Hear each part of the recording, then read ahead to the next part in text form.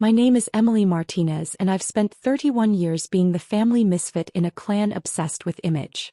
The Martinez family wasn't wealthy, but we performed wealth with remarkable dedication. My father, Robert Martinez, managed a successful car dealership, not ownership management, which gave our family just enough financial stability to reach for the social circles above us. My mother, Catherine, made this reach her life's mission. Mom was a real estate agent who specialized in luxury properties she could never afford herself. She dressed impeccably, drove a leased Mercedes, and cultivated relationships with clients whose annual income exceeded her lifetime earnings. Her career was less about selling houses and more about proximity to wealth. My siblings understood the assignment perfectly. My older sister, Victoria, married a cardiovascular surgeon and lived in a sprawling suburban mansion with a pool she photographed constantly but rarely used. She drove a Range Rover, wore designer everything, and her 3 children attended private schools that cost more than most people's mortgages. My younger brother, Marcus, was a corporate attorney at a mid-sized firm. Not a partner, not particularly distinguished, but the title sounded impressive at dinner parties. He lived in a luxury high-rise, dated women who looked like Instagram models, and wore suits that cost more than my monthly rent used to. Then there was me. I'd always been different. While Victoria perfected her makeup techniques and Marcus networked at fraternity parties, I spent my teenage years coding in my bedroom. I built my first website at 13. By 16, I'd created 3 apps that actually worked, even if nobody downloaded them. Emily, you need to socialize more, Mom said constantly. Make the right friends. Join the right activities. How will you ever meet the right kind of people if you're always in front of that computer? I went to State University on a full scholarship while Victoria attended a prestigious private college that left my parents with loans they'd never fully paid off. I studied computer science. Mom told her friends I was exploring options because she couldn't explain what computer science actually was. After graduation, I turned down corporate job offers and joined a startup called NextTech Systems. 4 employees, cramped office space above a coffee shop, and a vision to revolutionize cloud-based data analytics using artificial intelligence. My parents were horrified. A startup? Dad said when I told them. Emily, that's not a career. That's a gamble. The equity package is good, I replied. Equity isn't money, Mom interjected sharply. Victoria's husband makes $400,000 a year. That's money. What you're describing is a lottery ticket. Then let's see if I win. I didn't win. I built. For 7 years, I lived modestly while pouring everything into NextTech. I worked 80-hour weeks. I learned not just coding but business operations, client relations, strategic planning. When our founder left to pursue another venture, I stepped up. At 28, I became CEO of a company most people still hadn't heard of. My family's disappointment calcified into permanent judgment. Family gatherings became showcases where Victoria displayed her mansion renovations and Marcus name-dropped partners at his firm, while I was the afterthought. The sister who still worked at that startup, who drove a Honda Civic, who rented a small apartment, who wore clothes from Target.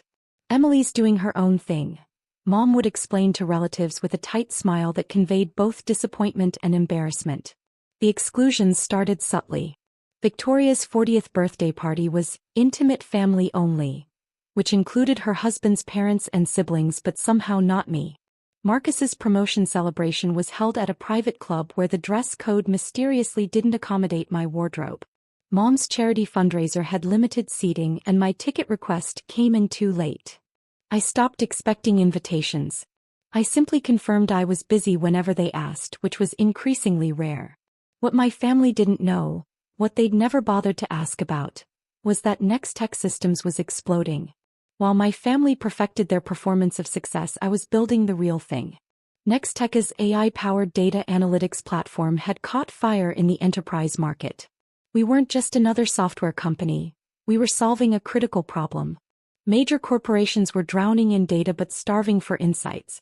Our artificial intelligence could analyze massive datasets in real time and provide actionable business intelligence that traditional analytics tools couldn't match. Our client list read like the Fortune 500. We had contracts with telecommunications giants, financial institutions, healthcare conglomerates, and retail empires. Companies were paying us 6 and 7 figures annually for our platform. In year 5, We closed a Series B funding round at a $340 million valuation. By year 6 we hit $680 million. This year, year 7, we'd reached $1.8 billion. I owned 42% of the company as founder and CEO. On paper, my net worth was approximately $756 million. But I still drove my Honda Civic because it was reliable. I still lived in my modest 2-bedroom apartment because I was never home anyway. I still wore practical clothes because I had more important things to think about than impressing people at the grocery store. The difference was that now I also had a custom-tailored wardrobe for client meetings, a driver when I needed one, a corner office with views of the entire city, and enough wealth to buy Victoria's mansion 6 times over without financing. I didn't tell my family any of this. Initially, it was just pragmatism. I was too busy building a company to manage their questions and judgments. But as their dismissals continued, I realized something powerful. Their inability to see my success revealed everything about their values and nothing about my worth. Still at the startup? Dad would ask at the rare dinners I attended. Still there. Emily, honey, you're 31, Mom said during one particularly memorable lunch. You need to think about stability. Victoria's husband has built such a secure life for her. Marcus is on track to make partner. When are you going to get serious about your career? I was sitting across from her, having just signed a $47 million contract with one of the largest banks in the country. My company employed 212 people across 3 continents. I'd been interviewed by Forbes, featured in TechCrunch, and invited to speak at major technology conferences. I'll think about it, Mom, I said. She patted my hand sympathetically, like I was a child who needed guidance. So I stopped correcting their assumptions. I let them believe whatever narrative comforted them. It was easier than explaining, and frankly their blindness was instructive. They'd spent so long valuing appearance over substance that they couldn't recognize real achievement when it sat across from them at dinner. The breaking point came 3 weeks before Dad's 60th birthday. The message arrived in the family group chat on a Tuesday afternoon while I was in a board meeting discussing our acquisition strategy. Mom, big announcement. Dad's 60th birthday celebration is Saturday, March 18th at Riverside Country Club. Formal attire. Cocktails at 6, dinner at 7. So excited to celebrate with the family. Victoria. Can't wait. I'm wearing my new Oscar de la Renta. It's stunning. Marcus, I'll bring Cassandra. She's excited to meet everyone finally. Mom, wonderful. This will be such an elegant evening. Robert has worked so hard for our family and he deserves a celebration that reflects that. I was about to reply when another message appeared. Mom, Emily, we should talk about Saturday. My phone rang immediately. Mom, of course. I excused myself from the board meeting and stepped into the hallway. Hi, Mom. Emily, honey, about Dad's birthday. Her voice had that careful tone she used when delivering bad news disguised as reasonableness. The thing is, this is a very upscale event. Riverside Country Club has certain standards. Okay. And the guest list is mostly Dad's colleagues from the dealership, some of our closest friends, Victoria's husband's family. Very established people. I understand. The aesthetic is important, Emily. This is a milestone birthday. We've hired a photographer. There will be a video presentation. It's all very coordinated. Mom, are you uninviting me from Dad's 60th birthday? She paused. I'm suggesting that maybe it would be better if you sat this one out. Just this once. You don't really have appropriate formal wear, and I know you're not comfortable in those social settings anyway. Wouldn't you rather avoid the stress? You're uninviting me because I don't fit the aesthetic. Emily, don't be dramatic. It's just that Victoria will have her family there, all dressed beautifully. Marcus will have Cassandra, who's stunning. And you'd show up in something from a department store and the photos would it would be obvious. You understand. I stood in the hallway of my company's headquarters, occupying 3 floors of the most expensive office building in the city, and felt something shift inside me. Not hurt. Not anymore. Just clarity. I understand, Mom. Oh good. I knew you'd be reasonable about this. We'll do something special for you another time, just us. Maybe a nice dinner. I have to get back to my meeting. Bye, Mom. I hung up and returned to the boardroom where my executive team was discussing the acquisition that would change everything. Sorry about that, I said, sitting back down. Family issue. Where were we? My CFO, Richard Chin, gestured to the presentation on screen. We were reviewing the final terms for the DataCore acquisition. $2.3 billion all stock with earnout provisions that could take it to $2.7. Timeline? I asked. Announcement this Saturday. Press conference at 2 p.m., followed by immediate media availability. CNN, Bloomberg, and CNBC have all confirmed coverage. The market's been anticipating this for weeks. Saturday, March 18th. The same day as Dad's 60th birthday party at Riverside Country Club. The party I didn't fit the aesthetic for. The universe had a sense of humor. Let's do it, I said. Confirm everything. Saturday at 2 p.m., we announced that Nextech Systems is acquiring DataCore for $2.3 billion. That evening I checked the family group chat. Mom, Emily and I talked. She's going to skip Dad's birthday to avoid any stress. It's better this way. Victoria, probably for the best. More room at the table. Marcus. I stared at the thumbs-up emoji from my brother for a long moment. Then I typed a single word. Emily, okay. I didn't tell them I had other plans for Saturday. I didn't tell them that while they were posing for photos at Riverside Country Club, I'd be standing in front of national television cameras announcing the largest acquisition in my company's history. I didn't tell them anything. They'd find out soon enough. The week leading up to Dad's birthday was the busiest of my professional life.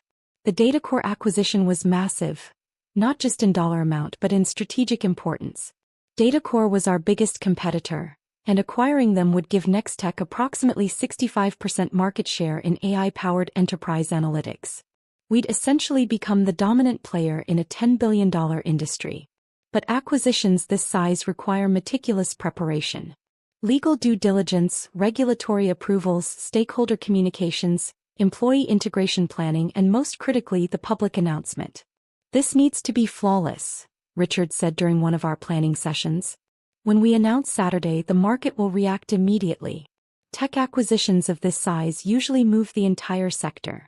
Our communications director, Sarah Williams, was managing the media strategy. CNN wants an exclusive interview immediately after the press conference. Bloomberg wants Emily on their evening show. CNBC is doing a special segment on the acquisition's impact on the industry. Are we ready for that level of attention? I asked. Emily, you're about to announce a $2.3 billion acquisition. You're going to be the biggest story in tech news for at least a week. Maybe more, given that you're a woman CEO under 35 making one of the year's largest tech deals. This is major. I thought about my family at Riverside Country Club, worrying about whether the photographer was capturing the right angles. Concerned about the aesthetic. Making sure everything looked impressive. While I was actually becoming one of the most talked about CEOs in the country. Let's make sure the presentation is perfect, I said. This is our moment.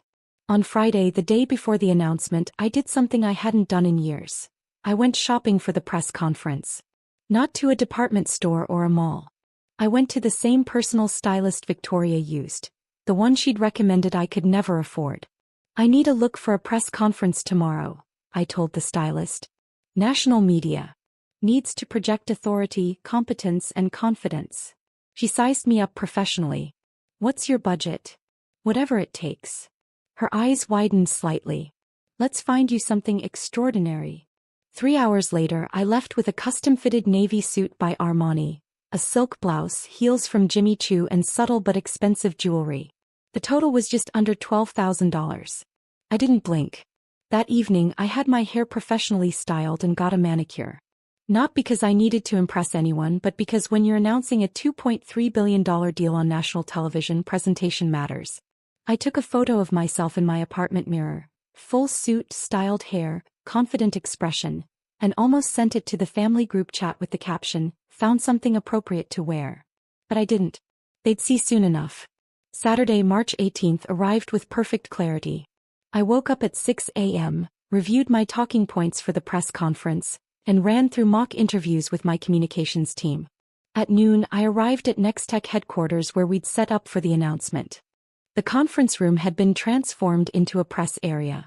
Camera crews from CNN, Bloomberg, CNBC, and a dozen other outlets. Reporters and industry analysts filling the seats. Our executive team lined up behind the podium where I'd make the announcement. At exactly 2 p.m. I walked to the podium. The room went silent. Good afternoon. I'm Emily Martinez, CEO of Next-Tech Systems. Today, I'm thrilled to announce that Next-Tech has reached a definitive agreement to acquire DataCore Analytics for $2.3 billion in an all-stock transaction. The room erupted with camera flashes and the rapid clicking of keyboards. This acquisition represents a transformational moment for enterprise data analytics, I continued.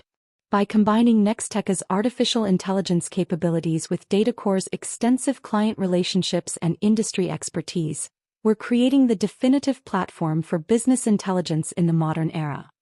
I walked through the strategic rationale, the financial terms, the integration timeline. I was calm, clear, and confident. This was what I'd built for 7 years.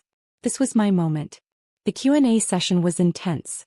Reporters fired questions about valuation, market impact, regulatory concerns, competitive positioning. I answered each one precisely, demonstrating the depth of knowledge that comes from building something from nothing. Ms. Martinez, a CNN reporter called out, "You're 31 years old and you just announced one of the largest tech acquisitions of the year. How does that feel?" I smiled. It feels like 7 years of 80-hour weeks just paid off. The room laughed. Follow up, she continued. You're one of the youngest women CEOs to complete a billion-dollar acquisition. What do you want to say to young women watching this? I thought about that question for a moment. Thought about my mother uninviting me from Dad's birthday because I didn't fit the aesthetic. Thought about my family's dismissals and assumptions. I'd say that real success isn't about looking the part, I replied. It's about building something meaningful. Don't waste energy trying to impress people who judge you by superficial metrics. Focus on creating value and eventually the results speak for themselves. More camera flashes. More questions. The press conference ran for 90 minutes. At 3:30, CNN went live with breaking news coverage. Breaking this hour. Tech CEO Emily Martinez announces stunning $2.3 billion acquisition of competitor DataCore Analytics. The 31-year-old founder and CEO of Next-Tech Systems is now one of the most prominent figures in enterprise software. The coverage was everywhere. Within minutes, it was the top story on CNN, Bloomberg, CNBC. My face was on every business news channel.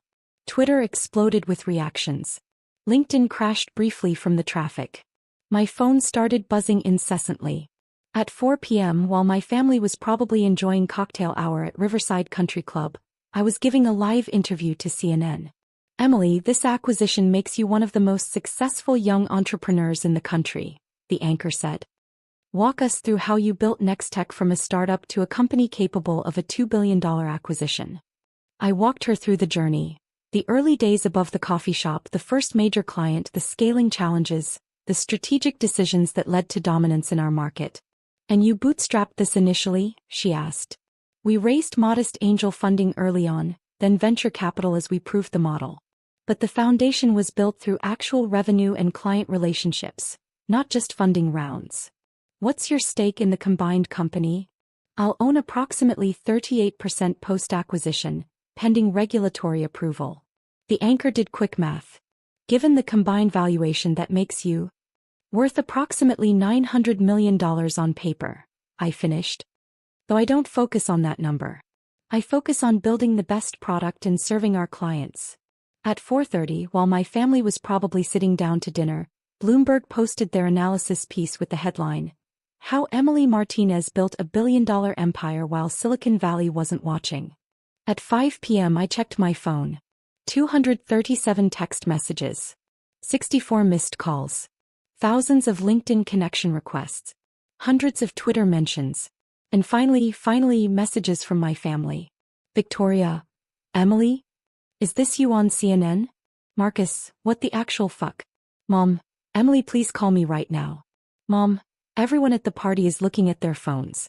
Mom, Dad's colleagues are asking about you. Mom, why didn't you tell us? Victoria, my mother-in-law just asked why you weren't at Dad's party if you're apparently a billionaire. Marcus, dude. You own a billion-dollar company? Victoria, the entire party is watching CNN in the bar area. Victoria, Dad looks like he's going to have a heart attack. Victoria, Emily, answer your phone.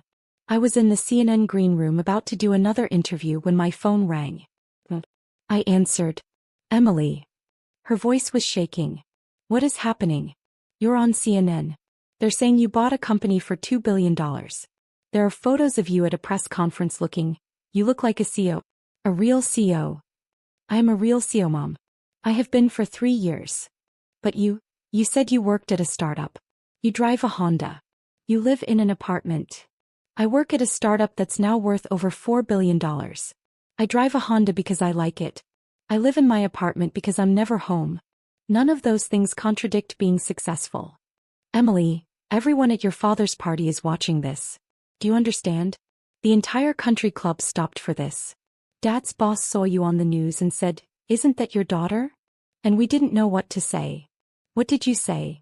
I said I didn't know. I said you never told us. I didn't tell you because you never asked, Mom. You assumed I was unsuccessful because I didn't perform success the way you understood it. But Emily, this is extraordinary. You bought a company for $2 billion. $2.3 billion, actually. And you're worth approximately $900 million on paper. But that's not liquid. Most of it's equity. I could hear noise in the background, voices, commotion. Emily, Victoria wants to talk to you. So does Marcus. And Dad. Everyone wants to talk to you. Tell them I'm in the middle of media interviews. I'll call later. But Emily. Mom, I have to go. I have another live interview in 3 minutes. We'll talk soon. I hung up and returned to the CNN anchor desk for round 2. The media blitz continued through the evening. Back-to-back interviews with CNN, Bloomberg, CNBC. A phone call with the Wall Street Journal. A quick spot on the evening news. By 8 p.m. I was exhausted but energized.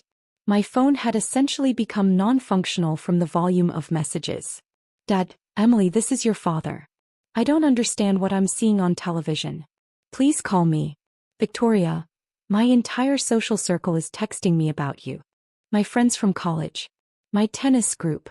Everyone is asking why I never mention my sister as a tech billionaire. Marcus, Emily, I'm sorry. About everything. Please call me. Unknown number. Hi Emily, this is Gerald Whitmore from Riverside Country Club. We'd love to discuss corporate membership opportunities for Next Tech Systems. Your father mentioned you might be interested. Mom, people are leaving the party early to go home and watch the news coverage of you. This is Dad's birthday party and everyone is talking about you. Victoria, do you know how humiliating this is? Having everyone at the party realize you're successful and I didn't even know? They think I'm either lying or we're not close. Both look terrible. Marcus, the partners at my firm just texted me congratulating me on your acquisition. I had to pretend I knew about it. This is so fucked up. I read through them in my hotel room. I'd checked into the Four Seasons rather than going home, knowing I'd need somewhere quiet to decompress. The acquisition announcement had gone perfectly. The media coverage was overwhelmingly positive. Nextech's stock would open Monday at record highs. But my family was spiraling. Around 9 p.m. my father called. I answered. Emily. His voice was thick. I need to understand what happened today. I announced a major acquisition. That's what happened. You're CEO of a billion-dollar company. For billion actually with the acquisition. And yes, I'm the CEO. I've been CEO for 3 years and with the company for 7. 7 years. The entire time we thought you were struggling. I wasn't struggling, Dad. I was building. There's a difference. Silence on his end. Your mother uninvited you from my birthday, he said finally. She told you that you didn't fit the aesthetic. She did. Emily, I didn't agree with that. Yes, you did, Dad. You were in the group chat. You saw the message. You didn't object. That's agreement. I should have said something. You should have. But you didn't, because somewhere in your mind, you also believed I wasn't successful enough to belong at your party. That my presence would diminish the event somehow. That's not. Dad, it's exactly that. You've spent my entire adult life dismissing my career choices. You wanted me to be like Victoria, married to someone impressive. Or like Marcus with a traditional corporate career. When I chose a different path, you decided that path was less valuable. But you built something extraordinary. I did. And I did it while you and Mom offered to help me find a real job every few months. While Victoria felt sorry for me. while Marcus name-dropped his firm like it was more impressive than what I was doing. I could hear him breathing heavily on the other end. "What do we do now?" he asked quietly. "I don't know, Dad. That's up to all of you. You spent years judging me by the wrong metrics. Now you know the truth. What you do with that information is your choice. Can you come by tomorrow? Please? Your mother is beside herself. Victoria and Marcus want to see you. We need to talk as a family. I'll come by tomorrow afternoon. But Dad, this conversation is going to be honest. Completely honest. No more pretending. No more performing. If you want a relationship with me going forward, it has to be built on who I actually am, not who you wished I was." "I understand," he said. "Tomorrow. Please." After we hung up, I ordered room service and opened my laptop. The news coverage was still going strong. Financial analysts were praising the strategic brilliance of the acquisition. Tech journalists were diving into Nextech's history and my background. Someone had already updated my Wikipedia page. Around midnight, Victoria called. I almost didn't answer, but curiosity won. "Emily." Her voice was different, smaller, uncertain. "Can we talk?" "We are talking. I mean really talk. Not just, I need to say something." "Go ahead." "I've spent the last 6 hours watching you on television being interviewed by major news anchors, explaining this massive business deal. And the entire time I kept thinking about how I've treated you. How I've talked about you to my friends.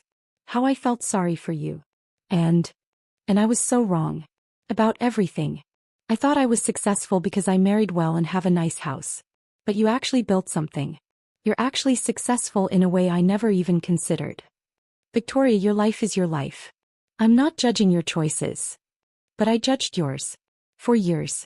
I thought you were wasting your potential. I told people you were still figuring things out, in a tone that implied you were failing. And the entire time, you were running a billion-dollar company. $4 billion now. See? I can't even comprehend that. $4 billion. Emily, I don't even know who you are.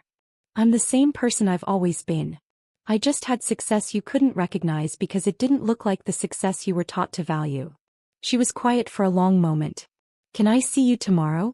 When you come to see Dad?" "If you want." "I do. And Emily, congratulations. On the acquisition. On everything you've built. You deserve all of it." It was the first genuine thing she'd said to me in years. Sunday afternoon, I drove to my parents' house in my Honda Civic. I could have called my driver. I could have arrived in the Tesla I'd bought last month but rarely drove. But I wanted them to see that I was still me, just the me they'd failed to actually see for 7 years. The house looked the same. The leased Mercedes in the driveway. The perfectly manicured lawn. The performance of success that had defined my childhood. But when I walked in, everything was different. Mom hugged me and started crying immediately. Dad couldn't quite meet my eyes. Victoria sat on the couch looking smaller than I'd ever seen her. Marcus stood awkwardly by the window. "I recorded all your interviews," Mom said, gesturing to the TV where she'd apparently spent the morning watching replays. "You were so poised. So professional. You looked like a CEO?" I finished. Like someone I didn't know. We sat down in the living room, the formal one they usually reserved for important guests. Apparently, I'd become an important guest. "I think we owe you an apology," Dad said carefully. "Actually, I know we do. We've spent years underestimating you, dismissing your career, making assumptions about your life. And we were wrong about all of it." "You were," I agreed. "But why? Why did you assume I was failing?" "Because you didn't look successful," Mom said quietly. "You drove an old car. You lived in a small apartment. You wore normal clothes. Success is supposed to look like Victoria's house. Like Marcus's job title. Like the things we can see and understand. But success isn't a performance, Mom. It's substance. And you valued the performance over the substance for so long that you couldn't see what I was actually building." Victoria spoke up. "I need to understand something. Why didn't you tell us? You could have explained what you were doing. Helped us understand. Would you have believed me? If 3 years ago I'd told you I was building a company that would be worth billions, would you have taken me seriously? Or would you have thought I was delusional?" She looked down. "Honestly, I probably would have thought you were exaggerating. That you were calling yourself CEO of some tiny startup to make yourself feel better. Exactly. You wouldn't have believed me because my success didn't look like success to you. So I stopped trying to make you see it. I focused on the work instead. Marcus finally spoke. I spent last night looking up Nextech. Reading articles about your company, your clients, your growth. Emily, you built something incredible. And I made fun of it. At family dinners, I joke about your startup hobby, like it was a phase you'd grow out of. You did. I'm sorry. I was an asshole. I was so focused on my own career progression that I couldn't see that you were lapping all of us. This isn't about comparison, I said. You all have lives you chose. That's fine. The problem was that you judged my choices, dismissed my path, and then excluded me when you decided I didn't meet your standards. The birthday party, Dad said. Emily, I should have said something when your mother suggested you not come. But I was worried about what my colleagues would think. What they'd say. Whether you'd reflect well on me. And now I realize that you're the most successful person in this family, and I almost didn't have you at my 60th birthday because I cared more about appearances than about having my daughter there. Mom started crying again. Emily, can you forgive us? Please. I looked around the room at my family, all of them looking ashamed, uncertain, and for the first time seeing me clearly. I can forgive you, I said slowly. But I need you to understand that forgiveness doesn't mean everything goes back to how it was. Our relationships have to be rebuilt on different terms. What terms? Victoria asked. Honesty. Respect. No more assumptions about my life. No more judgment based on appearance. No more conditional acceptance based on whether I impress the right people. Can you do that? They all nodded. And one more thing, I added. I need you to understand that I didn't build Nextech to prove anything to you. I built it because I loved the work. Because I believed in the vision. Because I wanted to create something meaningful. Your approval was never the goal. But you have it, Dad said. You have my approval. My respect. My pride. I'm sorry it took a CNN broadcast for me to see what was right in front of me. Over the next few hours we talked, really talked, for the first time in years. They asked real questions about my work. I shared stories about the challenges and triumphs of building a company. We addressed years of hurt and misunderstanding. It wasn't perfect. Years of damage couldn't be fixed in one conversation. But it was a start. As I was leaving, Mom pulled me aside. That outfit you wore at the press conference, she said. It was stunning. Where did you get it?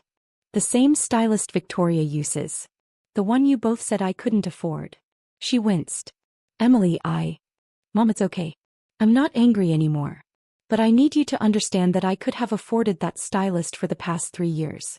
I just didn't need to prove anything to you by dressing that way every day. I wore what was comfortable for me until I needed to dress for cameras. That was my choice, not a limitation. She nodded slowly, understanding finally dawning. 3 months later, the DataCore acquisition closed successfully. Nextech's combined valuation reached $4.7 billion. I was featured on the cover of Forbes with the headline, "The Quiet Billionaire: How Emily Martinez Built an Empire While Her Family Thought She Was Broke." My relationship with my family continued to improve slowly. Dad started forwarding me articles about technology trends with genuine interest.